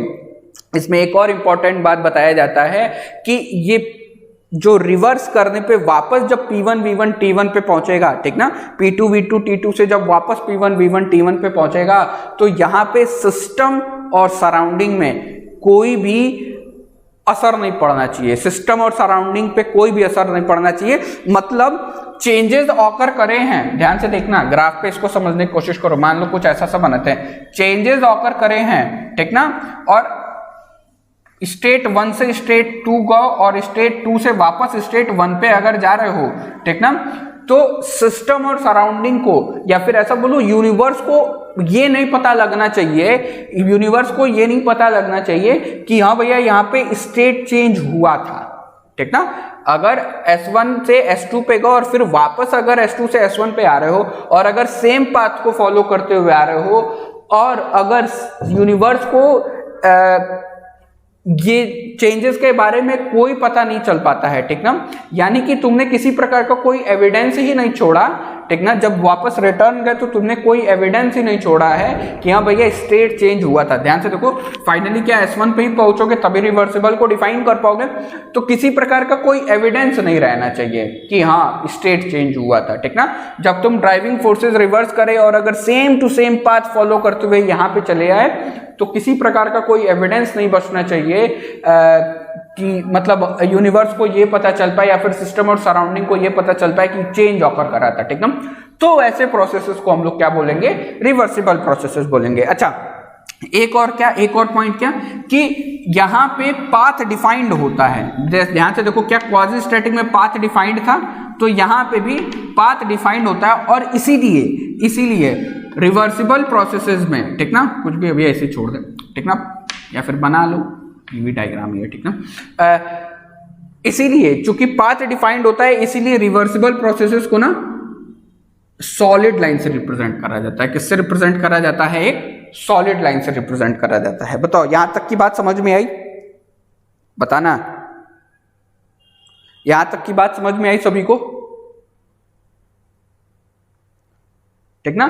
तो क्या बोलोगे, अब फाइनली सुन लो रिवर्सिबल प्रोसेसेस क्या बोलोगे। पहला, क्वाजी स्टैटिक होना चाहिए, दूसरा it is an ideal process, तीसरा देयर इज नो लॉस, मतलब energy is always conserve, that is why the piston cylinder arrangement is taken as frictionless.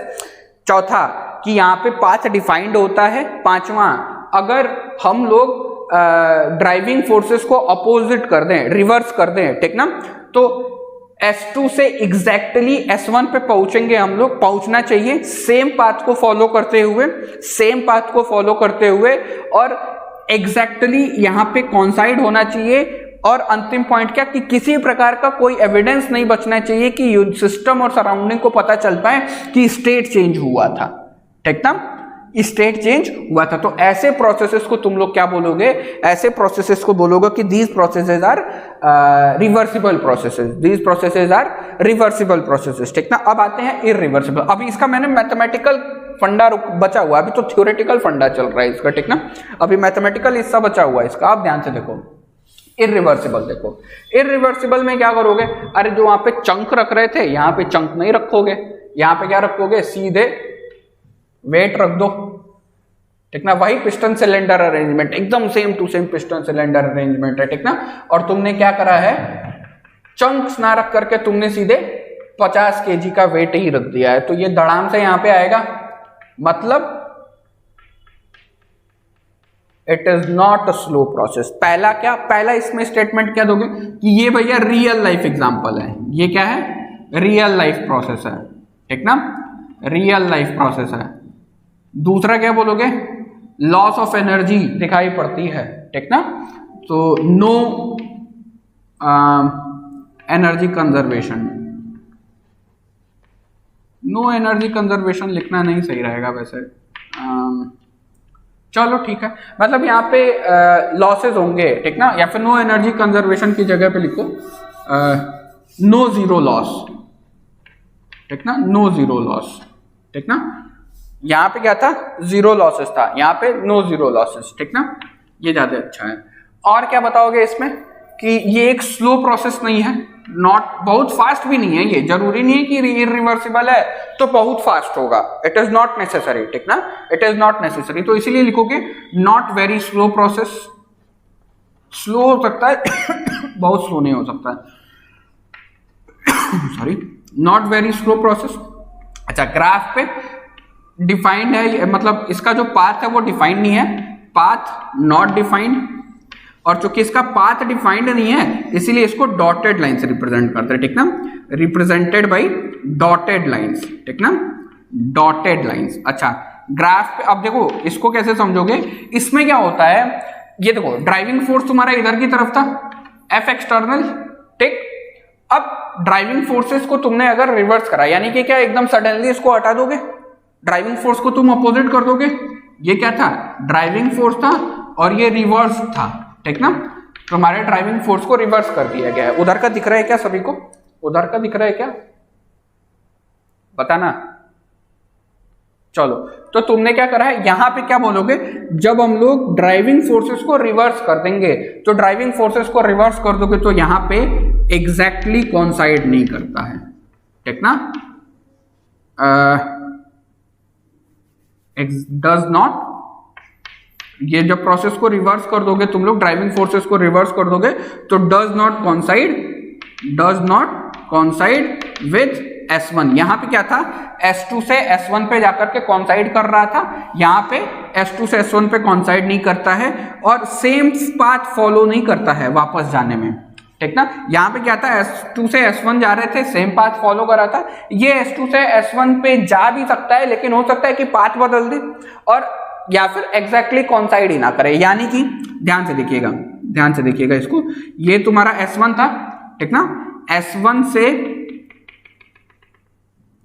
S2 पे गए और जैसे ही मैंने ड्राइविंग फोर्सेस को रिवर्स करा, तो हो सकता है कि ये यहां पे चला जाए, ये S1 प्राइम पे चला जाए या फिर किसी दूसरे जगह पे चला जाए, ठीक ना, मतलब यहां पे प्रोसेस को अगर मैं रिवर्स करता हूं तो वापस उसी स्टेट में नहीं जाएगा, ठीक ना, और अलग पाथ होकर के जाएगा, ये फिर से वही same to same path follow नहीं करेगा, ठीक ना। यहाँ पे जो सिस्टम लिया जाता है वो फ्रिक्शन वाले सिस्टम्स, मतलब ये जो पिस्टन सिलेंडर अरेंजमेंट ले रहा हूं यहाँ पे फ्रिक्शन वाला लिया जाता है। कौन सा वाला लिया जाता है, फ्रिक्शन वाला लिया जाता है। बताओ यहां तक सभी को समझ में आया, बताना।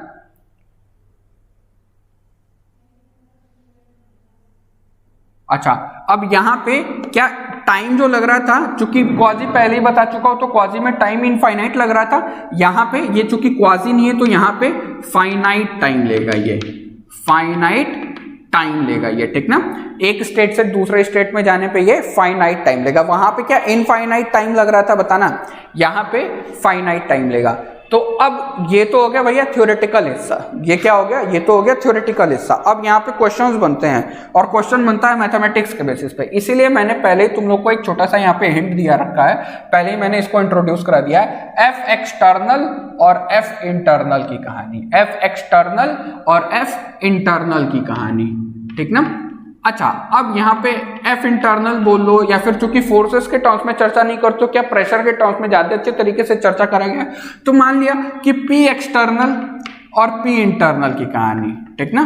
पी एक्सटर्नल और पी इंटरनल के टर्म्स में अगर डिस्कस करना चाहो तो ध्यान से देखो, ये हो गया तुम्हारा पी इंटरनल और ये क्या हो गया, पी एक्सटर्नल। अच्छा, यहाँ पे क्या होता है, ध्यान से देखिएगा, इधर देखना, पहले रिवर्सिबल का देख लो, ठीक ना। रिवर्सिबल का देख लो, इधर देखो, ये मैं मिटाता हूं, ठीक ना। स्क्रीनशॉट लेना है तो ले लो, अगर स्क्रीनशॉट लेना है तो ले लो, आगे बताएं, स्क्रीनशॉट ले लो। हो गया, चलो बहुत बढ़िया।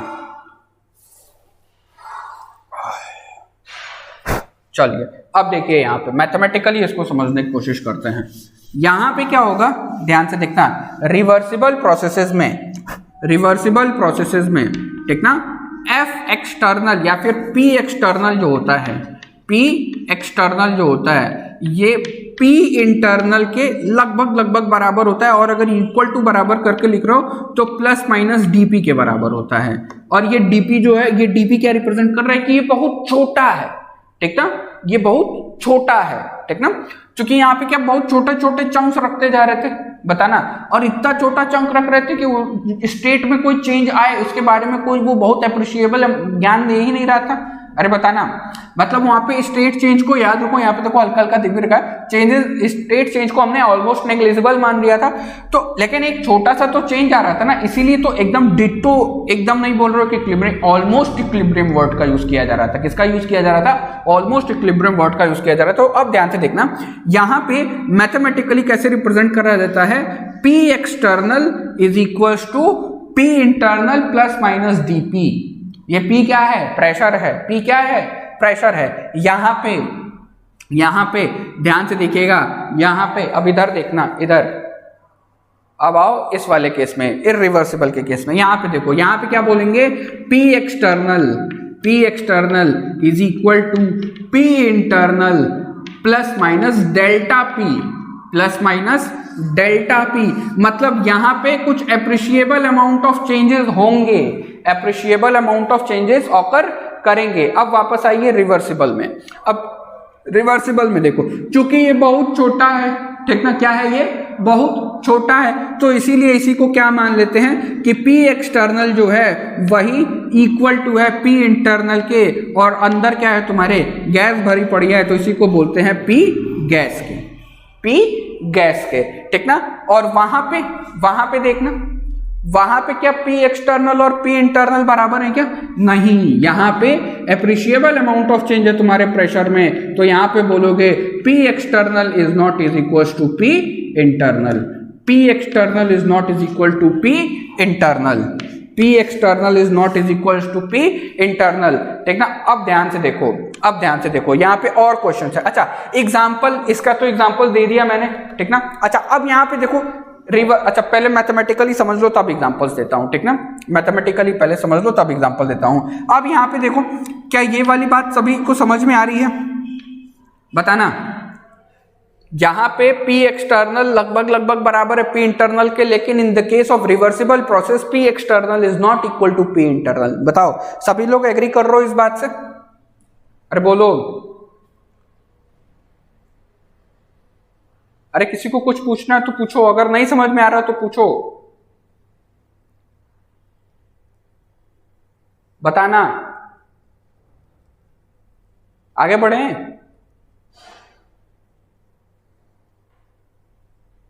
अरे सभी को समझ में आ रहा है ना?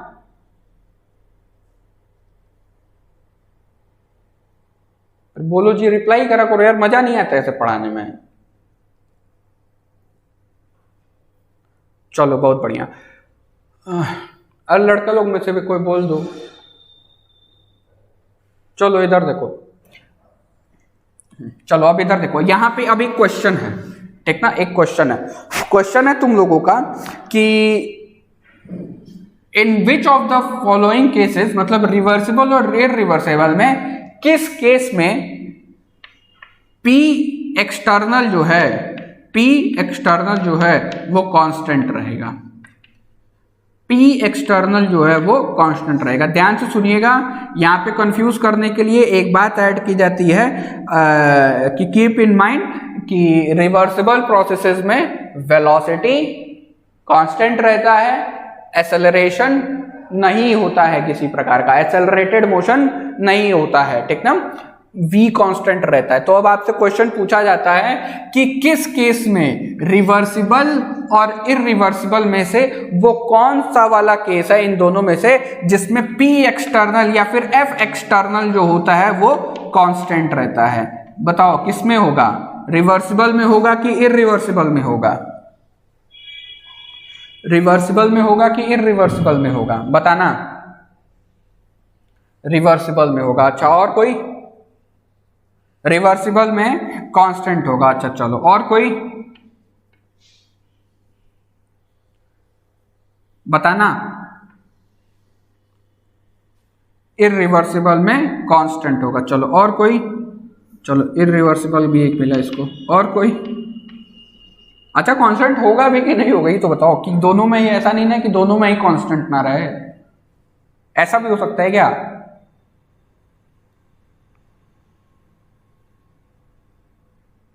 ऐसा हो सकता है ना, कि हो सकता है दोनों में ही ना कांस्टेंट रहे। नॉन ऑफ दीज भी ऑप्शन हो सकता है क्या?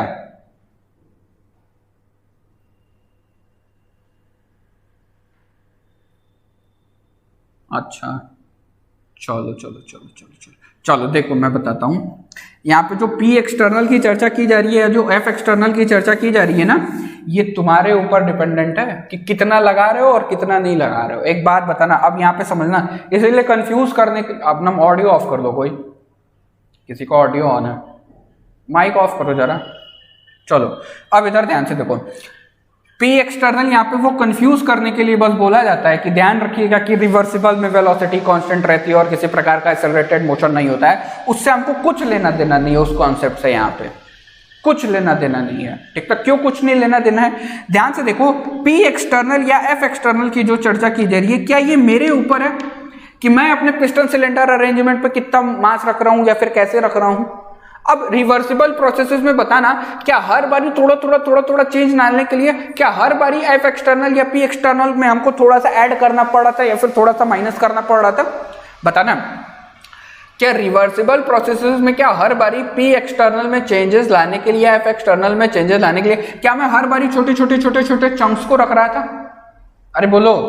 लेकिन यहां पे क्या था इरिवर्सिबल में? अरे एक ही बार 50 किलो रख के मेरा काम चल गया। बोलो, तो यहां पे P एक्सटर्नल किसमें कांस्टेंट दिखाई पड़ा? इरिवर्सिबल प्रोसेसेस में। किस प्रोसेसेस में? इरिवर्सिबल प्रोसेसेस में। तो याद रखिएगा, P एक्सटर्नल जो होता है या फिर F एक्सटर्नल जो है वो कांस्टेंट है किसमें? रिवर्सिबल प्रोसेसेस में, नहीं इरिवर्सिबल प्रोसेसेस में। किन प्रोसेसेस में? इरिवर्सिबल प्रोसेसेस में। ठीक ना? एक तो ये क्वेश्चन हो गया। अब यहां पे एक क्वेश्चन बनता है, ठीक ना? क्वेश्चन ये बनता है फ्री एक्सपेंशन वाला। ठीक ना? वैसे फ्री एक्सपेंशन तुम लोग पढ़ा नहीं है तो इसीलिए उसका एग्जांपल के तौर पे याद रखना। अब आती है बारी एग्जांपल की, ठीक ना? कि यहाँ पे इरिवर्सिबल का एग्जांपल दे दीजिए और रिवर्सिबल का एग्जांपल दे दीजिए। अब ध्यान से सुनना, रिवर्सिबल प्रोसेसेस को समझना। देखो, रिवर्सिबल प्रोसेसेस क्या आइडियल प्रोसेसेस हैं, तो इनका रियल लाइफ में एग्जैक्टली कोई वो नहीं है, क्या बोलोगे, एक कोई एकदम मैच करने वाला कोई एग्जांपल ही नहीं है। ठीक ना? Because it is an ideal processes, ये नेचर में होता ही नहीं है। ठीक ना? लगभग रिवर्सिबल की कंडीशंस है हमारे पास, वैसे एग्जांपल्स हैं, लेकिन ऐसा कोई एग्जांपल नहीं है। ठीक ना? अच्छा, अब ये जो था, जो मम्मी से जो रुपया ले रहे थे ना तुम लोग, मम्मी से जो रुपया ले रहे थे, अब उस मम्मी से रुपया लेने वाला कंडीशन समझना। देखो क्या हो रहा है, जब मम्मी से तुम एक एक रुपया वापस ले रहे थे, ठीक ना, तो धीरे धीरे तुम एक स्टेट से दूसरे स्टेट में चले गए थे। ठीक ना? तो वहां पे ध्यान से सुनना, मम्मी वहां पे सिस्टम और सराउंडिंग का काम कर रही थी, मतलब वहां पे यूनिवर्स थी वो। ठीक ना? और जब चेंजेस ऑकर कर रहे थे ना, तब उनके ऊपर कोई प्रभाव नहीं पड़ रहा था। अरे बताओ, उनके पास मान लो 1 लाख रुपया, उसमें से तुम 1 रुपया मांग ले रहे हो, तो कोई फर्क पड़ा क्या उनको? तो वो जो कॉन्सेप्ट था ना सिस्टम और सराउंडिंग वाला, कि उसके ऊपर कोई चेंजेस नहीं ऑकर करने चाहिए। अब तुम क्या कर रहे हो, तुम वापस मम्मी को एक एक रुपया मान लो तुमने अब रिटर्न करना है, तुमने ठाना कि हम रिटर्न कर देंगे। मान लो आज तक तुम 15,000 रुपया ले लिए हो, तो अब तुम हर रोज एक एक रुपया जिस मैनर में लिया है उसी मैनर में अगर तुम रिटर्न करना शुरू करो, क्या तब तुम सिस्टम और सराउंडिंग मतलब तुम्हारे ऊपर रहेगा? बताना। तो क्या तुम्हारे ऊपर कोई फर्क पड़ेगा अगर तुम्हारी सैलरी बहुत अच्छी खासी है, तुम रोज एक रुपया दे रहे हो, तो ध्यान से देखो, 0 से शुरू करा था तुमने, धीरे धीरे 5 साल के थे तो एक रुपया मांगना शुरू करा था, ठीक, 21 साल के हो गए, 1 रुपया मांगते हैं, अच्छा खासा अमाउंट इकट्ठा कर लिया तुमने। अब तुमने क्या सोचा है कि अब नहीं, अब मुझे वापस रिटर्न देना है, वापस मतलब तुम्हारा इनिशियल स्टेट रुपीज बराबर 0 पे था, अब तुम फाइनली रुपीज बराबर मान लो 15,000 पे आ गए हो, ठीक ना, रुपीज बराबर 15,000 पे आ गए हो, यानी स्टेट 2 तुम्हारा 15,000 वाला है। अच्छा, अब तुमने वापस क्या करा है, एक एक रुपए रिटर्न करते करते वापस तुम अगर 0 पे आ गए, तुमने सारा रुपया मम्मी को उसी उतने ही समय में क्या कर दिया, रिटर्न कर दिया है, ठीक ना। तो अब तुम यहाँ पे एक बात बताओ, क्या तुम स्टेट चेंज के बारे में तुम्हारे ऊपर कोई फर्क पड़ रहा था क्या? और जब मम्मी दे रही थी 1-1 रुपया तो मम्मी के ऊपर कोई फर्क पड़ रहा था? किसी प्रकार का फर्क नहीं पड़ रहा था, ठीक ना। तो वो एक एग्जाम्पल है, एक तो स्लो प्रोसेस हो गया, ठीक ना, तो एक इन जनरल लाइफ वाला एग्जाम्पल है वो, ठीक ना। रिवर्सिबल, इरिवर्सिबल और क्वाजी स्टैटिक दोनों समझाने के लिए। बताना क्या ये मेरी बात समझ में आई है? बोलना, अरे बोलो सभी को।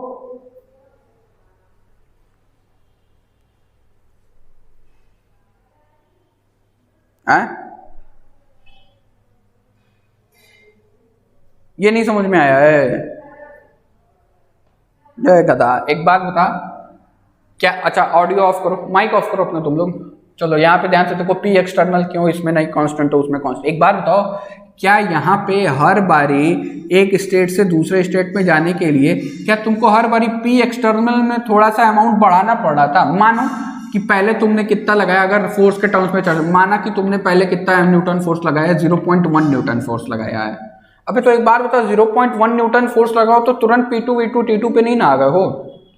तो तुमने क्या करा है, फिर से इसमें पी एक्सटर्नल को थोड़ा सा और बढ़ाया, फिर पी एक्सटर्नल को थोड़ा सा और बढ़ाया, फिर पी एक्सटर्नल को थोड़ा सा और बढ़ाया। तो धीरे धीरे ध्यान से देखो, पी एक्सटर्नल या एफ एक्सटर्नल क्या रिवर्सिबल प्रोसेसेस में चेंज होता हुआ दिख रहा है क्या एक स्टेट से दूसरे स्टेट के लिए? बताओ। लेकिन यहां पे क्या है, इस वाले केस में यहां पे तो भैया पी एक्सटर्नल एक बारी 50 रखे 50 न्यूटन, एफ एक्सटर्नल एक बारी 50 न्यूटन रखे और फिर एक ही बारी 50 न्यूटन हटा दिए। तो यहाँ पे पी एक्सटर्नल या एफ एक्सटर्नल जो है वो कांस्टेंट है, ठीक है। यहाँ पे चेंज ऑकर कर रहे, यहाँ पे बदल रहे हो क्या? सीधे सीधे एक 50 किलो का बटखरा ले आ करके रख दिए, तुम्हारा पिस्टन धड़ाम से नीचे चला गया। यहाँ पे ऐसा नहीं है, यहाँ पे देखो ढेर सारे चंक्स रख रखे हैं और ये एट अ टाइम नहीं रखा गया है, समय के साथ धीरे धीरे धीरे धीरे धीरे धीरे धीरे धीरे रखा गया है, ठीक ना। अरे कांस्टेंट का मतलब पता है ना? बताना, अभी समझ में आया? तो इसीलिए इस वाले केस में पी एक्सटर्नल कांस्टेंट है, इस वाले केसेस में पी एक्सटर्नल कांस्टेंट नहीं है, ठीक ना। अब 2-3 और बहुत इंपॉर्टेंट बातें हैं, याद रखिएगा। पहला बात सुनिए कि सभी रिवर्सिबल प्रोसेस, ये सभी ने लिख लिया है, स्क्रीनशॉट ले लो, स्क्रीनशॉट ले लो। चलो बहुत बढ़िया। अब एक बात याद रखना, ठीक ना, कि इंपॉर्टेंट पॉइंट है, ये सुन लेना, ठीक ना। क्या एग्जाम्पल, हाँ रिवर्सिबल का एग्जाम्पल तो क्लियर हो गया ना। अब इररिवर्सिबल का एग्जाम्पल क्या करो ना, अब ये जो फ्रिक्शनलेस था ना, इसी को फ्रिक्शन के साथ लगा दो, ठीक ना। क्या कर दो, इसी को फ्रिक्शन के साथ लगा दो। या फिर और कौन सा एग्जांपल ले सकते हो, स्प्रिंग वाला एग्जांपल ले लो, ठीक ना, कि जब तक, अब जैसे मान लो कि तुम्हारे पास एक स्प्रिंग है, देखो स्प्रिंग रिवर्सिबल इररिवर्सिबल दोनों को एक्सप्लेन कर सकता है, ठीक ना। तुमने क्या करा, एक स्प्रिंग लिया, आराम से धीरे धीरे धीरे धीरे धीरे धीरे धीरे धीरे धीरे धीरे धीरे धीरे दबाए और एकदम धीरे धीरे आराम से अपने इधर से लगाया हुआ फोर्स कम करते गए। तो जिस स्टेट में था, जैसे मान लो अगर 2 सेंटीमीटर का तुम्हारा स्प्रिंग था, तो तुमने कंप्रेस करके उसको 1 सेंटीमीटर का बनाया और एकदम उसी मैनर में धीरे धीरे फोर्सेस कम करें, क्या वो एकदम फिर से 2 सेंटीमीटर का ही रहेगा? बड़ा नहीं होगा। लेकिन अब तुम क्या कर रहे हो, अब उस स्प्रिंग को क्या करे, पकड़ करके छोड़ दिए। तो ध्यान से देखो, या फिर ऐसे दबाए और झटके से छोड़ दिए, तो वो हो सकता है ना कि 2 सेंटीमीटर से थोड़ा सा आगे निकल जाए। ऐसा होता है कि नहीं होता है? बताना। ये वाला बहुत केस पड़ा होगा तुम सब, ठीक ना। अब अगर मान लो ये वैसे ना लगो, अगर इसको लगा करके छोड़े, ये इसका ओरिजिनल लेंथ है, ठीक ना, तो अगर इसको ऐसा दबा करके झटके से छोड़ोगे तो ये जरूर, ये निश्चित है कि यहाँ पे नहीं टिकेगा, ये नीचे थोड़ा सा बढ़ जाता है। अरे ऐसा होता है कि नहीं होता है? तो वो एक एग्जाम्पल है किसका, इररिवर्सिबल प्रोसेसेस का, ठीक ना। देखो इनिशियल पोजीशन इसकी ये थी, फाइनल पोजीशन ये थी, और तुमने झटके से हटा दिया, तो फिर से ये इनिशियल पोजीशन पे वही पाथ लेकर के आएगी? नहीं, देखो वही पाथ लेकर के नहीं आएगी, हो सकता है ऐसे ऐसे करके आए, ठीक ना। तो ये एक एग्जाम्पल है, ठीक। ये फिर से वही वाला पाथ नहीं रिट्रेस करेगा अगर ड्राइविंग फोर्सेस अपोजिट कर दिया जाए तो ये एक एग्जाम्पल है, ठीक ना। नोट्स में मैं बहुत एग्जाम्पल्स मैं लिखवा दूंगा, ठीक ना। ऐसे बस कॉन्सेप्ट समझ ले। और क्या हो सकता है भैया, एक फ्री एक्सपेंशन, ठीक ना। Free expansion is an example of irreversible processes, ठीक ना। चूंकि पढ़ा नहीं हो तुम लोग तो इसलिए नहीं बता रहा हूं, बस याद रखना।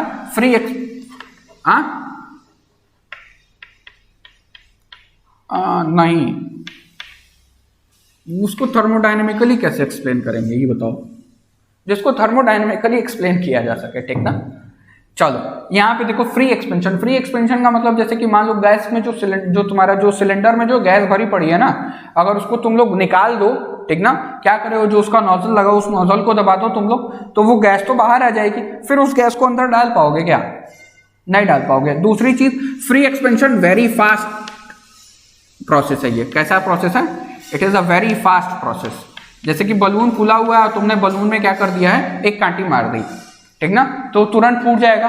तो वो एक एग्जांपल है फ्री एक्सपेंशन का। इन जनरल अगर समझने की कोशिश करो तो, ठीक ना, तो वो बहुत फास्ट प्रोसेसेस हैं, और चूंकि बहुत फास्ट प्रोसेसेस हैं तो इसीलिए रिवर्सिबल तो पक्का नहीं होंगे, क्योंकि रिवर्सिबल तो भैया क्वाजी के हेल्प से डिफाइन करा जा रहा है, बहुत ही स्लो प्रोसेस है, ठीक ना, इनफाइनाइट अमाउंट टाइम लेते हैं ये लोग, ठीक ना।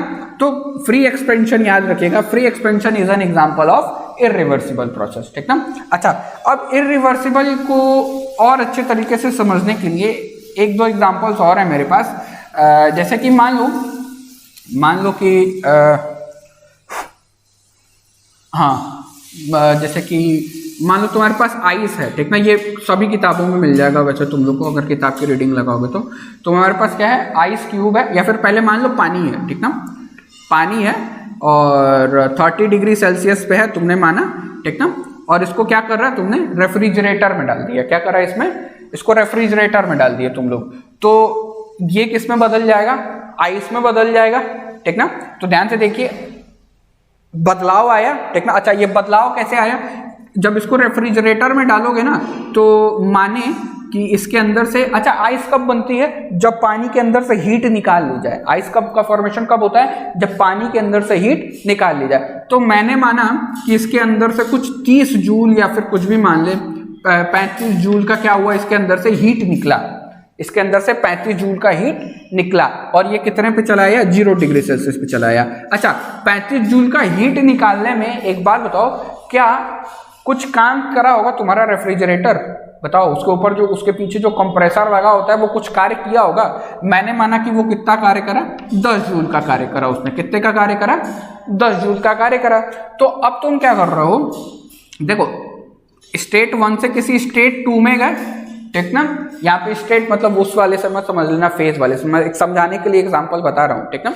अब तुमने क्या करा, फिर से इसको पानी को फिर से बाहर निकाले फ्रिज से, और फिर से जहाँ पे था वहीं पे रख दिए, पानी फिर से 30 डिग्री सेल्सियस पे आया, और सराउंडिंग से उसने क्या करा है, सराउंडिंग से उसने फिर से 35 जूल अंदर ले लिया अपनी तरफ, ठीक ना। अरे अब इसको फिर अंदर की तरफ हीट मिलेगा, तब ये फिर से पानी में बदलेगा, ठीक ना। तो सॉरी, इसमें नीचे की तरफ बनाना, इसने क्या करा है, सराउंडिंग से कुछ अमाउंट ऑफ हीट एब्जॉर्व करा, और वो कितना करा, फिर से 30 डिग्री सेल्सियस पे आना है, तो फिर से कितना, 35 जूल इसने हीट ले लिया, ठीक ना। तो यहाँ पे ध्यान से देखो, जैसा था उसी स्टेट में क्या वापस आ गया, यहाँ पे भी एकदम जितने वॉल्यूम प्रेशर टेम्परेचर पे था उतने ही वॉल्यूम प्रेशर टेम्परेचर पे यहाँ पे भी आ गया। तो क्या ये एक रिवर्सिबल प्रोसेस है, बताना। देखो रिवर्सिबल प्रोसेस का क्या कहानी था, रिवर्सिबल प्रोसेस का कहानी था कि सेम टू सेम, मतलब P1 V1 T1 से स्टार्ट करे थे, P2 V2 T2 पे गए थे, और फिर जब प्रोसेस को उल्टा कर गया तो फिर वापस किस पे चले आए, P1 V1 T1 पे चले आए। देखो क्या फिर से ये P1 V1 T1 पे आ गया, बताना। तो क्या ये एक रिवर्सिबल प्रोसेस है, is it a reversible process, बताओ।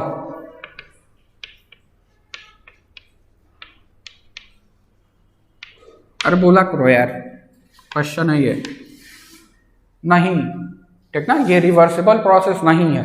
क्यों नहीं है, क्योंकि रिवर्सिबल प्रोसेस, क्योंकि रिवर्सिबल प्रोसेस डिफाइन करते टाइम एक चीज बोले थे कि सिस्टम और सराउंडिंग को पता नहीं चलना चाहिए कि चेंज ऑकर करा था, ठीक ना। और यहाँ पे ध्यान से देखो 35 जूल वापस तो इसने ले लिया, लेकिन ये 10 जूल का क्या हुआ भैया, ये 10 जूल का क्या हुआ, ये 10 जूल खत्म, सराउंडिंग के साथ सिस्टम सराउंडिंग में या फिर यूनिवर्स में इनका खेला खत्म हो गया, ठीक ना।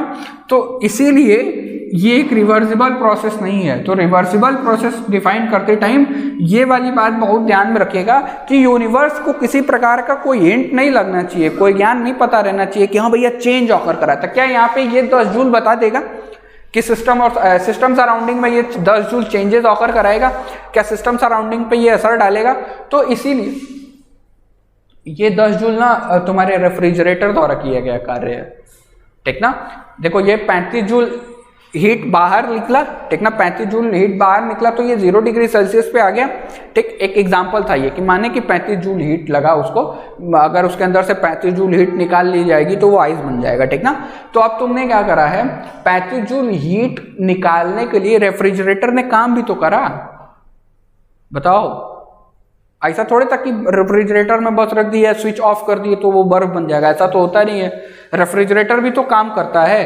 तो मैंने माना कि 35 जूल एनर्जी निकालने के लिए जो रेफ्रिजरेटर था उसने कितना कार्य करा, 10 जूल का कार्य करा, ठीक ना। अब मैंने क्या करा है, इस आइस को निकाले, फिर से जहां पे था वहां पे रख दिए, ठीक ना। फिर से ये 30 डिग्री सेल्सियस पे आ गया, प्रेशर वॉल्यूम नापे, टेम्परेचर नापे, सब बराबर दिखाई पड़ा। तो स्टेट 1 से स्टेट 2 में चेंजेस तो नहीं दिखाई पड़ रहे हैं, ठीक ना। लेकिन क्या ये 10 जूल की कहानी खत्म हो गई? क्योंकि इसने फिर से सराउंडिंग से 35 जूल की एनर्जी ले ली, हीट जो था फिर से पानी से देखो पानी से आइस बनने में इसने अपने अंदर से हीट निकाली, इस हीट को निकालने के लिए रेफ्रिजरेटर को भी काम करना पड़ा। अब तुमने क्या करा है, फिर इस बर्फ को निकाल करके जहां पे था वहां पे रख दी, ये फिर से एकदम सेम उसी अवस्था में आ गया, P1 V1 T1 पे आ गया, और सराउंडिंग से इसने क्या ले लिया, 35 जूल की एनर्जी ले ली। तो अब क्वेश्चन ये बनता है कि ये 10 जूल कहां गया? ये 10 जूल का तो खेल हो गया ना भाई। देखो टोटल तो 45 जूल का काम था हम लोगों को आइस बनाने में, लेकिन फिर से वाटर बनाने में तो 35 जूल के सही काम चल जा रहा है। तो 10 जूल का खेल हो गया ना यहाँ पे। 10 जूल के बारे में कोई ज्ञान नहीं है हम लोगों को। तो इसीलिए देखो देखने में तो लग रहा है कि it is a reversible process, but in reality it is not a reversible process, क्योंकि ये रिवर्सिबल की बस एक कंडीशन को होल्ड कर रहा है, एकदम कौन से वाली कंडीशन को, कि P1 V1 T1 से P2 V2 T2 में चला आया है, मतलब P1 V1 T1 से P2 V2 T2 में गया था और फिर वापस P1 V1 T1 पे चला आया। लेकिन यहाँ पे सिस्टम और सराउंडिंग में इसने एविडेंस छोड़ दिया है, ठीक ना। वो 10 जूल की एनर्जी जो है वो सिस्टम को डिस्टर्ब कर रही होगी, 10 जूल की एनर्जी सिस्टम को प्रभावित कर रही होगी, ठीक ना। तो याद रखना, बताओ समझ में आया सभी को? चलो अब अंतिम और सबसे ज्यादा इंपॉर्टेंट पॉइंट, कंफ्यूज रहते हैं आदमी कि क्वाजी स्टैटिक में और रिवर्सिबल में अंतर कैसे करें। क्वाजी स्टैटिक में और रिवर्सिबल में अंतर कैसे करें बताना। दोनों तो सिमिलर ही दिखाई पड़ रहे थे, तो उसके लिए एक सिंपल सा स्टेटमेंट याद रखिएगा, ठीक ना। स्टेटमेंट क्या है ये सुन लीजिए। All reversible processes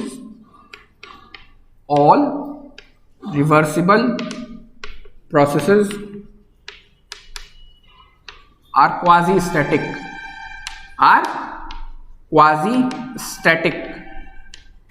but all quasi-static processes are not reversible. They may be reversible, they may not be reversible, ठीक ना।